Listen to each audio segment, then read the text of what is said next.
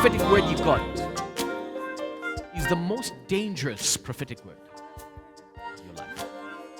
If you miss it, if you forget about it, if you allow somebody to change it, you may never enter your destiny. This is the biggest mistake people have made.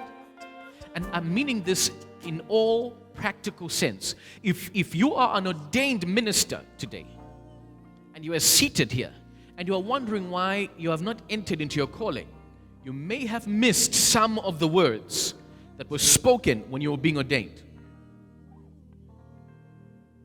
When God made Adam and Eve, He gave them an instruction. He said, be fruitful. He said, multiply. He said, subdue the earth.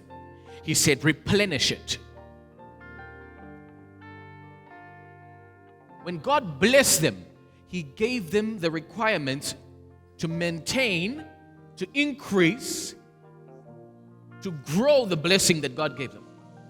Without that, you can't. So if you are God's creation today, in order to get the general blessing of creation, you must be fruitful. You must be fruitful.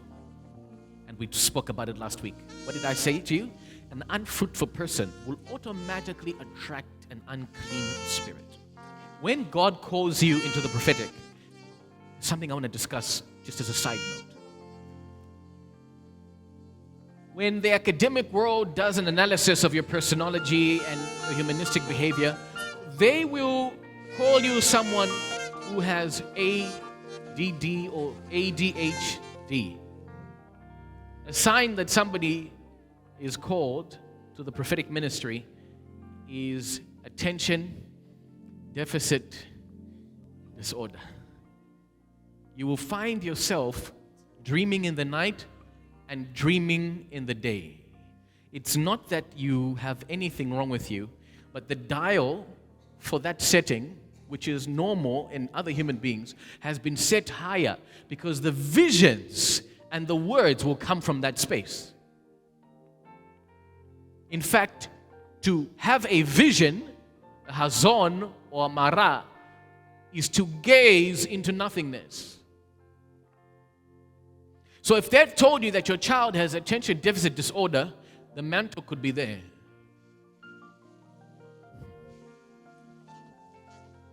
A sign that somebody may be called to the prophetic is a very, very vivid imagination and high levels of creativity. Are you listening to me? The anointing on your life would die if you're not in servanthood. This is where a lot of people get it wrong. And today's generation is very stubborn about it. They don't want to go to learn the Bible. God said to Ezekiel, let the words I have spoken to you enter inside your heart first. Let them sink deep down. Then go out and proclaim what I've given you. You have a gift to prophesy. If you don't know the Bible, you're going to prophesy nonsense. And if you are a prophetess or a prophet or an apostle, we will know by your fruits.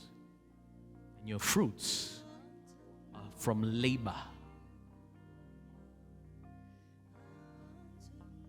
They knew that the Spirit of the word of the Lord was upon Elisha. Next verse. And Joseph had said, the word of the Lord is with him. The guy wasn't even there.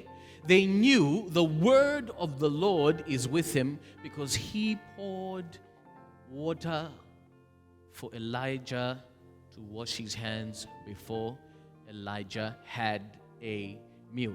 You need massive humility to walk in a massive anointing.